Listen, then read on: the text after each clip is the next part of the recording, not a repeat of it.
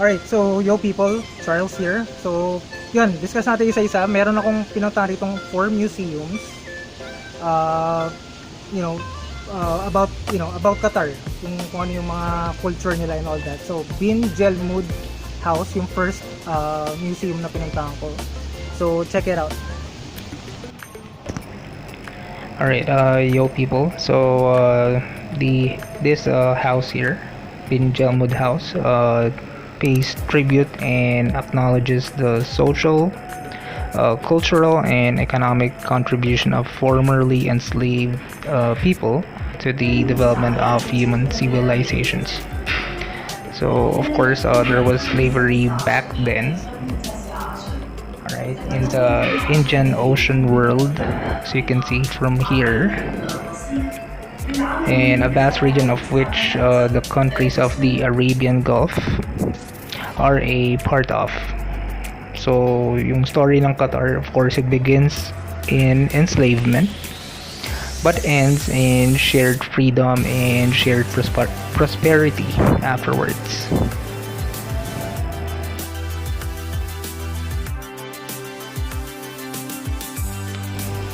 Alright, yo people, so here you can see artifacts, and of course there are galleries here along the hallway.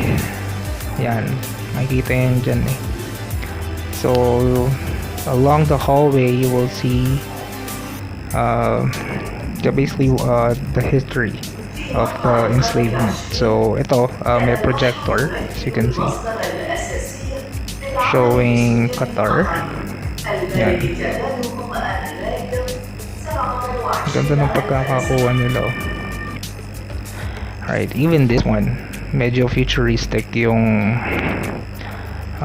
pag-portray ng mga slaves, right, from the screen.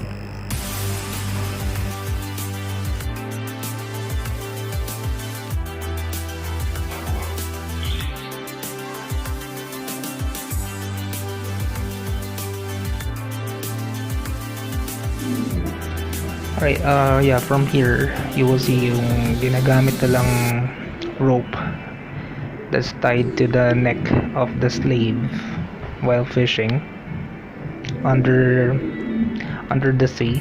So yan. Okay, and of course more info on the wall about enslavement.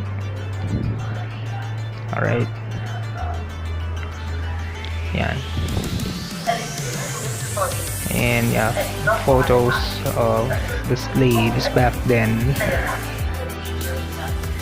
and videos, as you can see on the screen.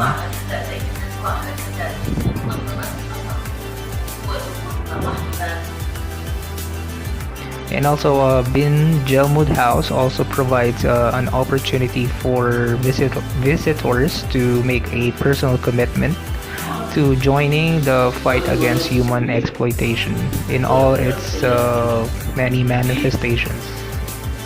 And going back to the galleries here. Yan, ikot-ikot lang ako dyan eh. So they have this I'm not really sure what they call this thing. Unique yung pagkakagawa.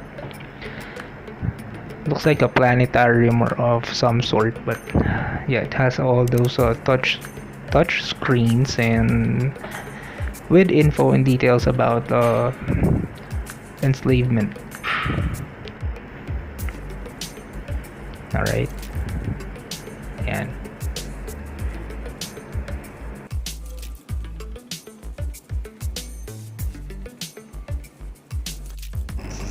Alright, and from here you'll see the timeline during the enslavement period. So yeah, that's pretty much it, I guess. Upon walking around the Jelmood House.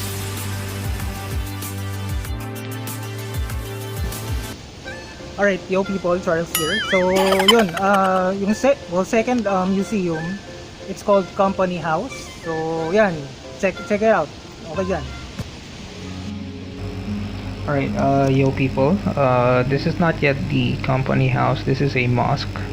So, right across company house, there's a mosque. So, I just take a few video out of it. So, after crossing, ayan, then you'll see the company house.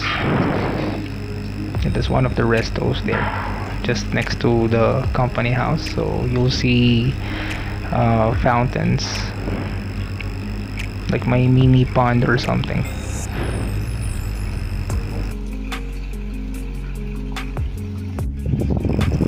Alright, yo people, so this is the company house from outside.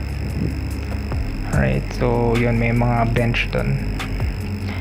This is a vintage pickup that was used for, you know, for employees back then. Ito yung parang pinaka courtyard or something nila.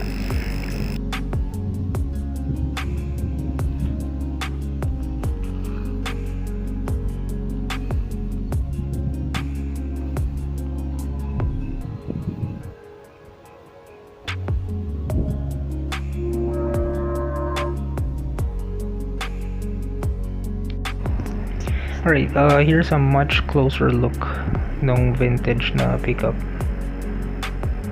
Alright, and yeah, some fountains on the, you know, around the bench outside.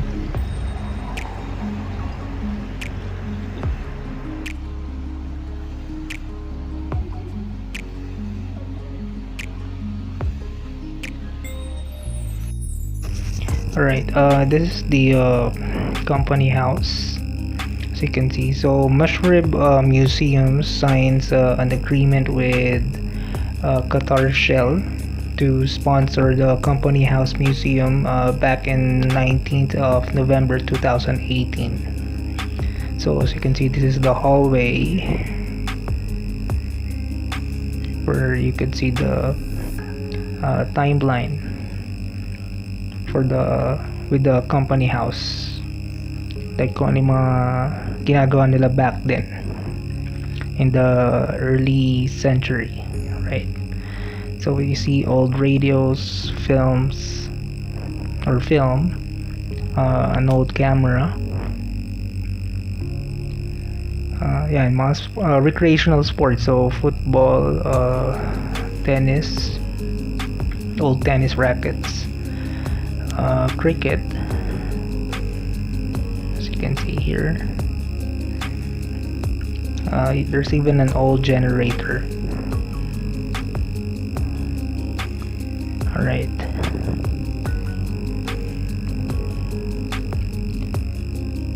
and yeah, old photos and old equipments that they use for communication. And typewriter, old typewriters here, and hard hat.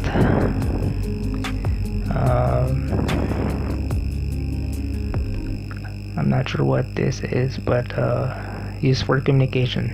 Yeah, an old telephone and mga old artifacts, as you can see. Yan, meron pang mga lata, old bottles,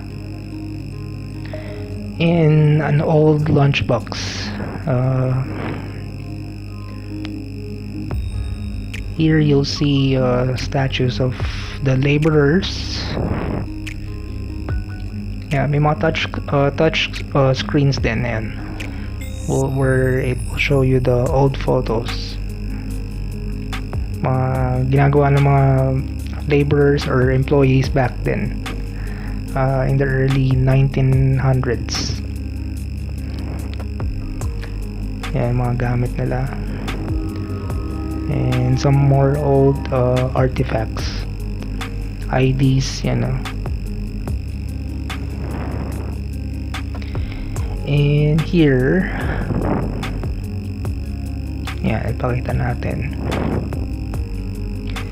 Some of the mga known leaders with the ministry back then, with their personal items on display. Yan, naka-display mga personal items nila, mga artifacts coming from them personally.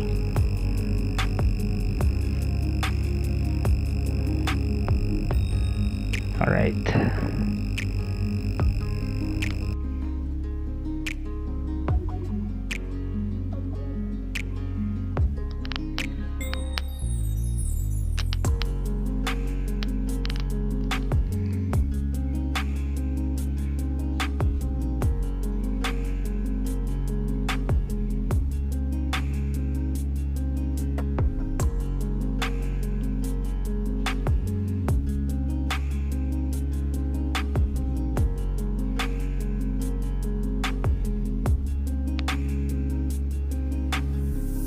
Yeah, I guess that's pretty much it here. So before I left, yan, palakad na ako dyan palabas eh. You will see at a theater. Yan ang ganda, di ba? Home theater ang ano eh. Well, still talks about the company house. You can just sit there and watch. Ayan. Alright, yo people. So, third museum, yung Mohammed bin Jassim House. So, yan. Check nyo rin yan. Alright, so here, I'm just walking through the stairs, going to the Mohammed bin Jassim house. May mga garden dyan. Tapos yung pinakita ko kanina yung mosque, just right in front of it.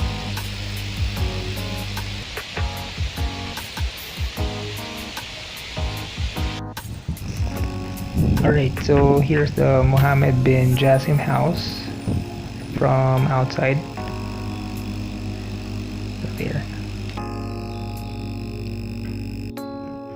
Alright, so the Mohammed bin Jassim house, so this was built by Sheikh Mohammed bin Jassim Al Thani.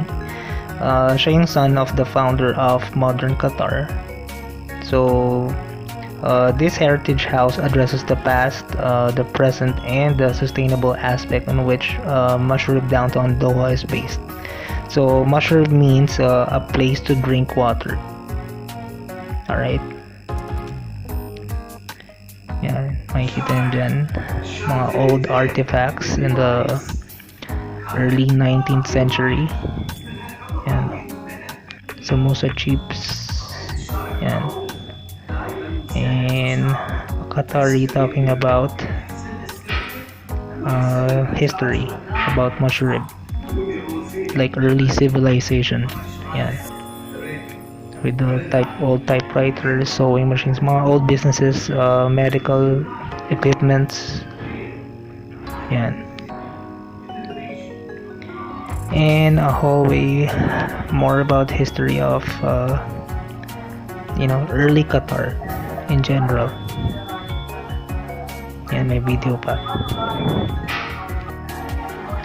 Okay, some miniatures here. And early, like back then, mga early stages of Qatar, Msheireb, which is the heart of Doha. And even, wooden, yung mga wooden carvings derived from the corals. Yan. Pakita dyan mga history and culture of Qatar.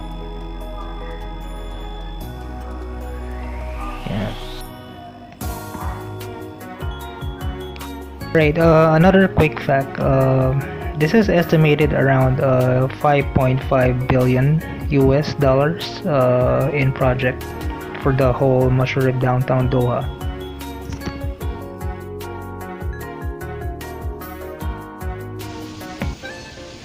Alright, yo people. So lastly, yung pang-apat na museum, Radwani House. So yan, check it out. Okay din dyan. Alright, yo people, so this is the Rotwani House. So it represents a traditional Qatari family life and gathers, preserves and shares memories of Qatar in a time of historic social transformation. So early life of Qataris yan, papakita rito. Alright, so this was first built in the 1920s. This house is located between Al Jasra and Msheireb. That's two of Doha's oldest quarters. So yan, makita niyo mga old artifacts dyan. So this is just a representation of the early Qatari family life. Yan. Yan, nag 360 view ako ng mga rooms before checking each room. Alright, here you'll see of course the bedroom. So may bed siya with mini living area, some old items here, a telephone, yan, mga personal items of a Qatari in the early century, 19th century nga. Ayan, may rinola po, and a lamp, and mga old cooking items. I believe this is the kitchen area. Ayan, may mga pots or pans at the top, as you can see. Alright, from here, I believe this is like a living room or a guest area. Kasi dito yung medyo mahaba yung sofa.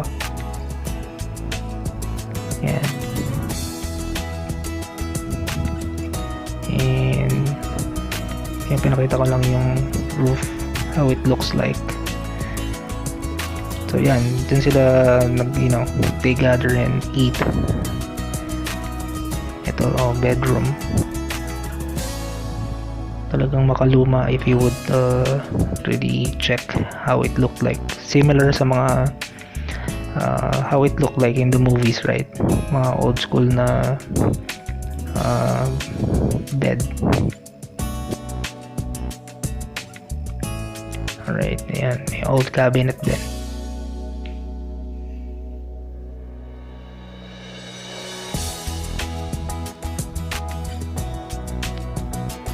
Alright, so there are early excavation works carried out by archaeologists at the Radwani House.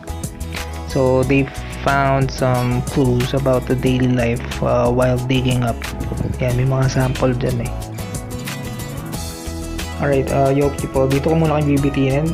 End of part 2 of 3. Don't forget to subscribe and click on the notification bell para update ka sa mga latest videos ko. Alright, yo people, Charles here. So ayun, nag-check din ako ron, meron din dito yung very first hotel.